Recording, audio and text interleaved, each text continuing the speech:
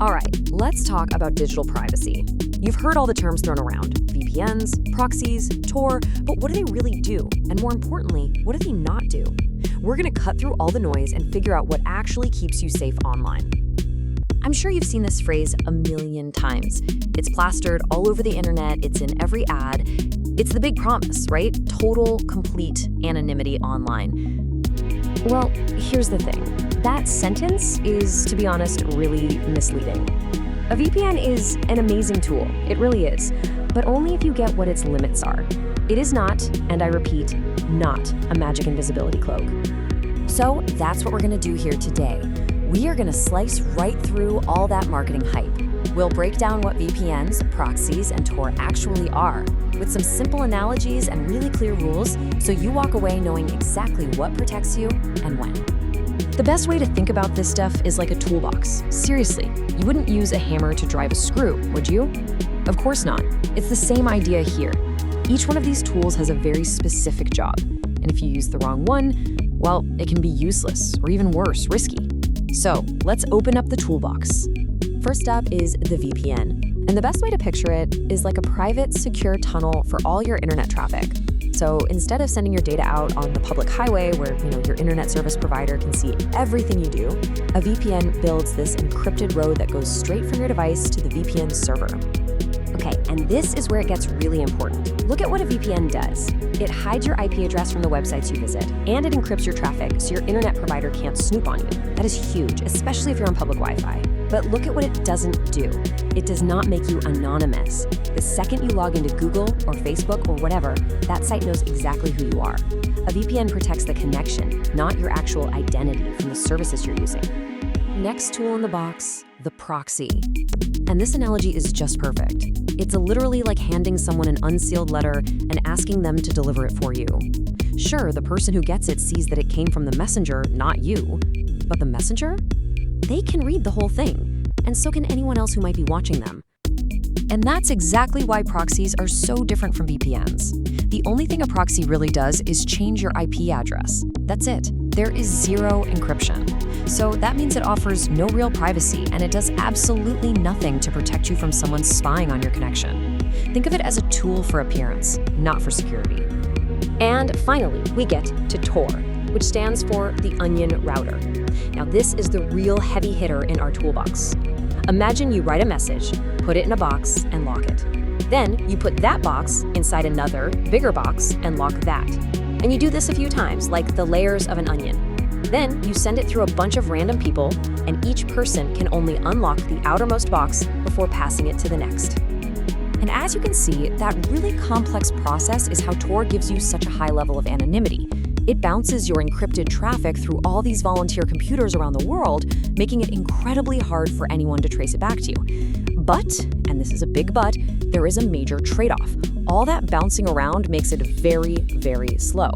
And just like with a VPN, it's not magic. If you log into your personal accounts, you've just told everyone who you are. So we've got our secure tunnel, our unsealed messenger, and our series of locked boxes. Now for the million-dollar question. Which one should you actually be using and when? Well, it all comes down to understanding the trade-offs. This table really breaks it down nicely. For your everyday privacy, like when you're at a coffee shop on their Wi-Fi, a VPN is your best bet. The big trade-off, you have to place your trust in that VPN provider. A proxy, that's really only for quick, low-stakes things where you just need to change your location for a minute. And Tor, that's for the serious stuff.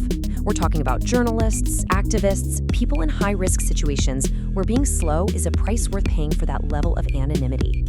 Okay, so even if you pick the absolute perfect tool for the job, you can still shoot yourself in the foot with a few really common mistakes.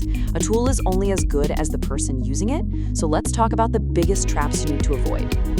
And this brings us to a question I get asked all the time. You see these ads everywhere, right? Totally free VPN. Or these bold claims about 0 logs, guaranteed. Sounds amazing, but is it safe? So here's the crucial thing to burn into your brain. If you're not paying for the product, you are the product. That's the huge danger with so many free VPNs. They're probably selling your data to make money. Also, never, ever blindly trust a no logs claim unless it's been proven by an independent audit. And finally, the big one. Always remember that the moment you log into Twitter or Google, you've just bypass the entire tool and announce who you are. All right, enough with the doom and gloom. Let's pivot from what not to do to what you absolutely can do. Let's turn all this information into real, concrete actions you can take to make yourself safer online, starting today. If you're thinking about getting a paid VPN service, this is your checklist. Number 1, does it have a no-logs policy that's been audited by a third party? 2, is it using strong encryption like AES 256? That's the gold standard. A kill switch is also a must-have.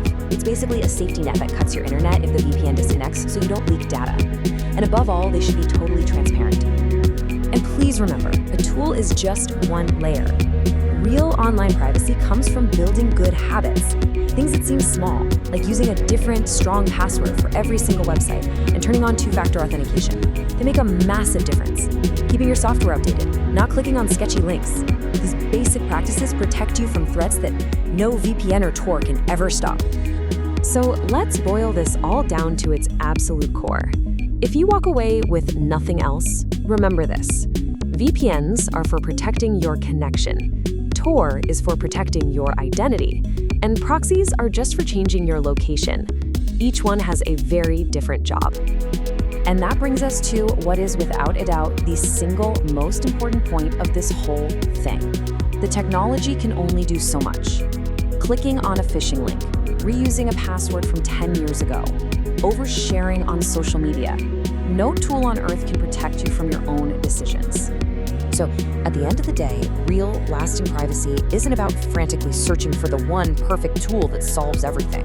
It's about understanding the trade-offs. It's about figuring out what you actually need to protect, what you're willing to give up for it, whether that's speed or money, and then choosing the right tool and the right habits for that specific job.